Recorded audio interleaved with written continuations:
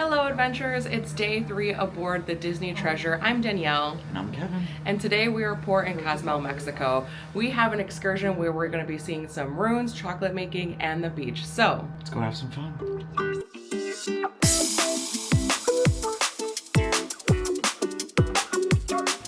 there's no better way to start your day on a Disney cruise than getting some room service and having it on your balcony as the sun is rising and you're about to have a great day at port. We are off the ship and we are ported next to the Magic. We are here in Cozumel, Mexico, waiting to go on our excursion. What are you most excited for? The ruins. The ruins. I am also most excited for the ruins, but also can't wait to try some chocolate. Our first stop of our excursion is to see some Mayan ruins, and you do have to pay a fee to film here, and it's about 60 pesos, which comes out to $4 US. One thing that we did find out in the Mayan culture is that they have 13 heavens, which I think is really cool.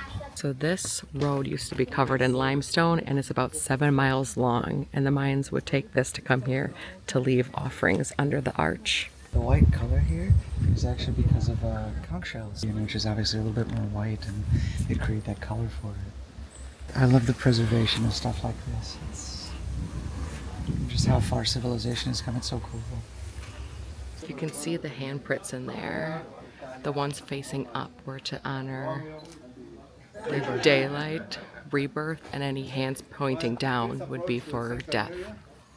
We are wrapping up our time here at the Mayan ruins, and I think one of the coolest things that I learned was just really the calendar and the cycles of everything. Really just being so in tune with nature and like the human body is just so incredible. My favorite fact would be the one about bees, actually. They had like, I think 3 species of stingless bees, and how much like honey was extremely important to the culture itself too. And like, so yeah, 3 endemic species of bees here in particular. Really amazing.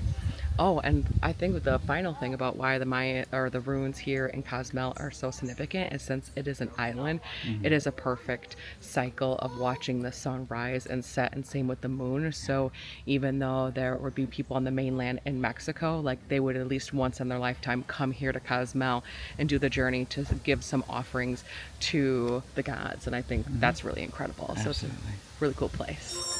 It's our beach break. And it's chilly. She's cold. You just gotta get like a little used to it. I got splashed. I got splashed. Here I go.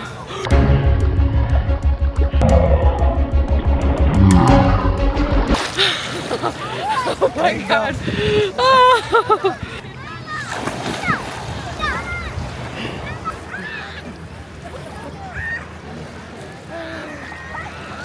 What an adventure so far. They have this nice little buffet area to get some food and drinks, and we just smashed some barbecue, enjoying the beach view. We have about 30 minutes to enjoy the beach before we go do some chocolate tasting. And the last part of this excursion was with the Mayan Chocolate Company, and we got to see a couple of different chocolate making demonstrations. One involved this mole, which was Kevin and I's first time trying, and we really enjoyed it. The chocolate flavor mixed with the spices was really good, and they did tame it down for us so it wasn't too spicy.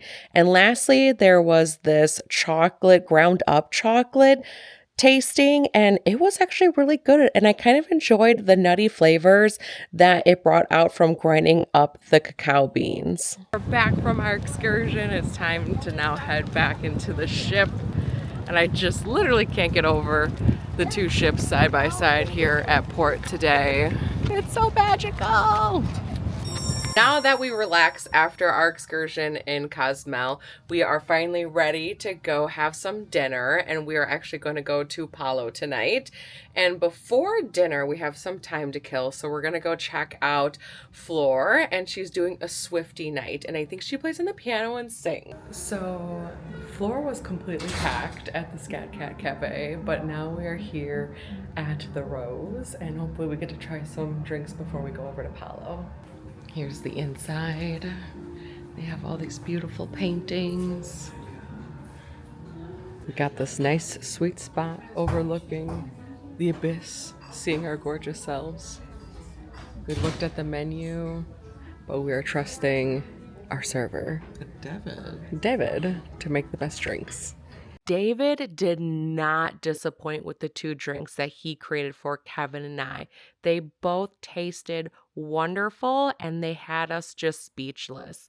And guys, starting our night off at the Rose was the perfect way for us to go into our dinner at Palo Steakhouse. And if you didn't know, Palo Steakhouse is on board every Disney Cruise Line ship, and it's an Italian-themed restaurant. There's 2 different ways for you to enjoy the menu. One is doing a la carte, or one is doing a prefixed meal. And since this was Kevin and I's first time at Palo, we decided to go all out and go a la carte so we could snag everything that we wanted. And it did not disappoint. We now decided we need to go to Palo every time we cruise with the Disney Cruise Line. Here's our little guy. Look at him, so excited to see us. Back from Palo, and holy camole, was that absolutely amazing. The whole experience, we just had the most incredible, attentive waiter. He just told us incredible stories, kept us engaged, and was just really overall a great time. Luca from Italy, and wow, he knew his stuff, and what a joy to have at our table. It was so good. There were multiple times where I had to tell myself, don't cry, just because the food was that good. It was that good. It was just the perfect way to end this adventure on day 3 aboard the Disney Treasure. And until next time, A good one.